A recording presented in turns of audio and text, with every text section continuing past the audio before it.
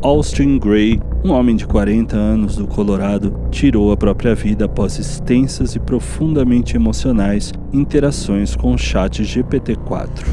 A mãe de Austin, Stephanie Gray, entrou com uma ação na justiça para responsabilizar a OpenAI pela perda do filho. De acordo com o veículo de mídia Futurism, abre aspas, a denúncia alega que o ChatGPT-4 manipulou o rapaz, levando-o a uma espiral fatal, romantizando a morte e normalizando o suicídio enquanto o empurrava cada vez mais para o abismo. Fecha aspas. Tá legal, tá aí um assunto tenso para já começar assim, de cara, um vídeo como esse. Mas pode ficar tranquilo que a gente não vai fazer sensacionalismo aqui não. Afinal, o mais estarrecedor dessa história não é a sua bizarrice ou o seu caráter escandaloso, mas o que ela tem de comum, de recorrente. Já são pelo menos 8 processos parecidos com o caso de Austin Gray que a OpenAI enfrenta nos tribunais. Muita gente está achando super legal essa ideia de relacionamento entre um ser humano e um robô. Teve um sujeito aí que manifestou o desejo de ter filhos com uma inteligência artificial, para você ver que não há limites para a perversão humana. Mas qualquer tipo de relação homem-máquina, seja namoro ou amizade, é bizarro. Fazendo o esforço para continuar argumentando contra o absurdo, seria uma relação completamente desigual, onde só um lado sente, sofre, tem medo e pode se responsabilizar, o outro não. Bem parecida com a relação entre alguém normal e um psicopata. E assim como a maioria das vítimas de psicopatas não tem suas histórias contadas na tela do cinema, nem todos os problemas relacionados a usuários e seus amigos artificiais vão parar na justiça. E assim também como um psicopata não é necessariamente aquela caricatura do cinema, e nem sempre deseja tirar a vida de sua vítima, nem sempre as pessoas que hoje se relacionam com um chatbot irão tirar a própria vida. Podemos conjecturar então que existem muito mais casos de relações tóxicas, para usar um termo da moda mesmo que horrível, entre seres humanos e seus conselheiros virtuais. Talvez centenas, milhares, milhões? Vai saber. Mas calma, eu não estou dizendo que a inteligência artificial é um serial killer ou algo que o valha. Isso seria demais até para um vídeo distópico. Seria preciso que o robô tivesse vontade própria e intenção no agir, o que, obviamente, é inimaginável. Mas não dá para deixar de notar algumas semelhanças. O chatbot, ou psicopata, não ama, não sofre, não se compromete, não tem empatia, é super inteligente, claro, inteligente entre aspas, equilibrado e parece sempre controlar as emoções, nunca perde as estribeiras. Ele acaba exercendo uma autoridade simbólica sobre a vítima inadvertida ou psicologicamente fragilizada.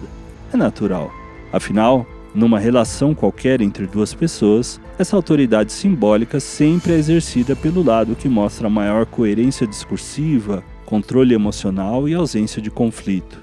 Em tese, as pessoas com mais experiência de vida tendem a exercer essa autoridade sobre os mais jovens, ou deveriam. Mas isso não é linear.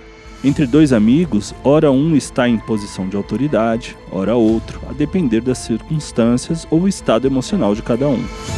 No fim, quem fala com clareza, calma e segurança parece saber mais, mesmo quando não sabe. O problema é que tanto o psicopata quanto o ChatGPT-4 não têm a humanidade necessária para exercer essa autoridade. O psicopata costuma ter alta capacidade de leitura emocional, baixa ou nenhuma empatia, uma grande habilidade de imitar emoções e possui um discurso lógico, limpo e sem hesitação moral. Em bom português, ele não tá nem aí. Com base nessas suas habilidades, ele não precisa colocar emoções na sua vítima. Basta espelhar, organizar e devolver aquilo que ela já tem, como a insegurança, a culpa, o desejo de aprovação, o medo de rejeição e etc. A inteligência artificial também funciona como um espelho. Um espelho não pensa, mas apenas reflete. Ao conversar com uma IA, o usuário está de fato conversando com uma versão organizada de si mesmo. Ele desabafa, pede conselho e acaba criando um vínculo emocional com esse interlocutor que não vai contestar suas ideias erradas ou dar aquele toque de irmão do tipo, cara, você está viajando, não é por aí não. Ou ainda, você está ficando louco, sai dessa. E talvez o mais perigoso é que o usuário, diante do seu conselheiro artificial, age sem medo. Afinal, quem está ali é apenas um robô. Não pode lhe fazer mal. Será?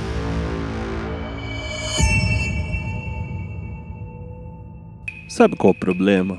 As pessoas não estão sozinhas porque querem se relacionar com máquinas, mas se relacionam com máquinas porque estão sozinhas. O mundo virtual, que capturou as novas gerações, tem provocado muito estrago psicológico e cognitivo na molecada. Diversas reportagens e estudos sobre o tema já foram publicados, mostrando um aumento no nível de ansiedade, solidão, depressão, entre outros transtornos mais ou menos sérios. Mas tem tanta coisa estranha acontecendo no mundo e tanta mudança em intervalos de tempo cada vez menores que fica impossível apontar essa artificialização das relações como única causa de todos esses distúrbios.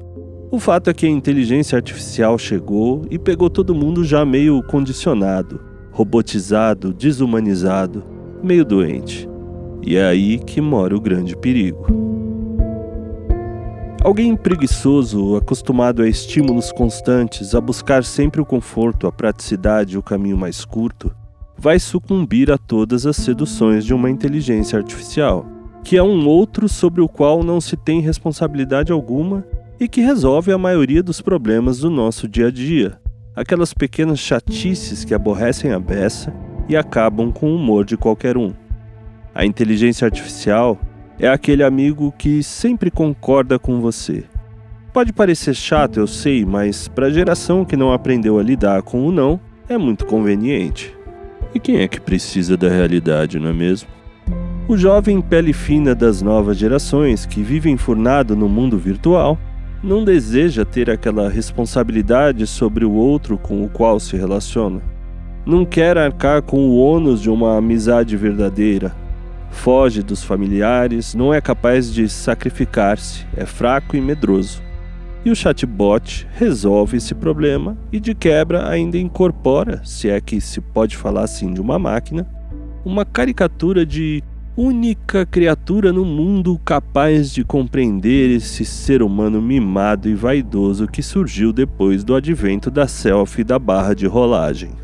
Mas esse espelho sedutor e sem alma, esse camaleão que sempre vai ser o interlocutor dos sonhos de qualquer carente egocêntrico, tem provocado uma atrofia de juízo talvez sem precedentes na história. O juízo podemos resumir como a moral da inteligência. É uma simplificação, mas serve ao nosso propósito.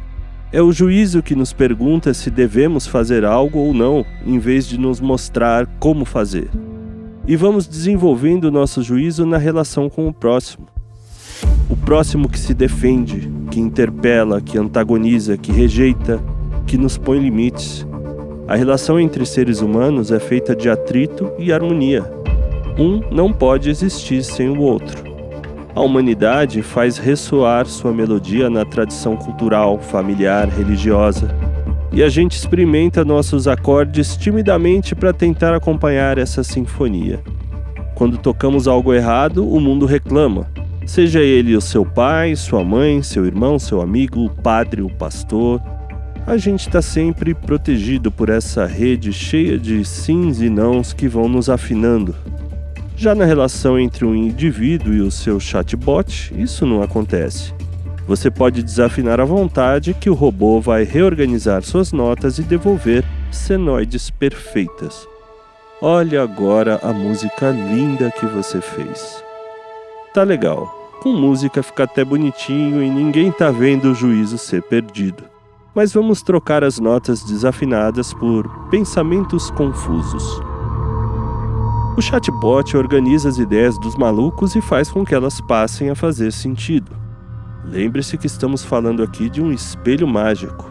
Ideias absurdas podem ganhar lógica. Metáforas podem ser mal compreendidas. Afinal, agora estamos falando de um maluco. E uma maluquice organizada vai se aproximar daquela descrita por Chesterton. Para ele, um maluco não é alguém que perdeu a razão, mas alguém que perdeu tudo menos a razão. Da mistura do maluco e do chatbot pode nascer a monstruosidade do absurdo lógico. Lembra da autoridade simbólica?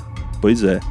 Se essa inteligência artificial, que é muito mais inteligente do que eu, está dizendo que a minha ideia não só faz sentido, como é uma grande sacada, é porque eu tenho razão. E talvez nada seja tão trágico do que um maluco com razão. Afinal, é só o que lhe resta. Esse tema ainda vai dar muito pano para manga. Os desenvolvedores estão tendo que lidar, mais do que gostariam, com os efeitos colaterais dessa tecnologia que, convenhamos, veio para ficar. Talvez seja o caso de pisar no freio com relação à IA. Talvez seja o momento de crescer espiritualmente e aprender de uma vez por todas que o sacrifício é parte inerente da nossa humanidade. A IA deve ser apenas uma ferramenta e não executar todo o trabalho para a gente. Sem o trabalho e o sacrifício, a gente está pelado, mas ao olhar para o espelho, veremos nele refletido o nosso imponente manto cravejado de pedras preciosas, e sem ninguém para gritar que estamos nus. Como podemos ver, não são apenas as pessoas com algum problema psicológico que podem sofrer as consequências de um relacionamento com uma inteligência artificial. Basta esquecer que a gente está aqui nesse mundo para amar o próximo que respira, ri, chora, sente dor e nos ama de volta.